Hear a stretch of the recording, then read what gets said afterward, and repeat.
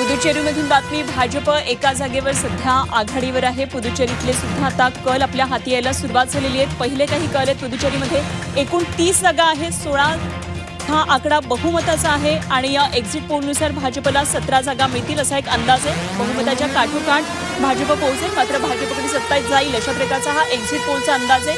पुदुचेरीमधून या क्षणाची महत्त्वाची बातमी आपल्याला कळतेय। केरळमधून एक अपडेट येते आहे।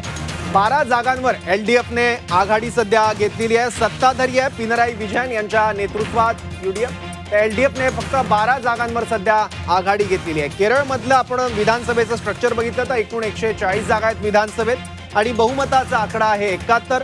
सध्या सत्तेत आहे पिनराई विजयन यांच्या नेतृत्वातील एलडीएफ 99 जागांचं। त्यामुळे यावेळेस केरळमध्ये सत्ता परिवर्तन घडतं का की पिनराई विजयन आपली सत्ता कायम राखतात केरळमध्ये बघावं लागेल। यूडीएफ सध्या 19 जागांवर पुढे आहे केरळमध्ये। तर एक्झिट पोलनुसार एलडीएफला साधारण एकूण 60 ते 60 जागांपर्यंत जागा मिळतील असं आहे। यूडीएफला 77 जागा मिळतील, मात्र आत्ताचे जे कल येत आहेत 31 जागांवर एलडीएफ पुढे, केरळमध्ये यूडीएफ 44 जागांवर आघाडीवर आहे। एलडीएफने 31 जागांवर सध्या आघाडी घेतली आहे।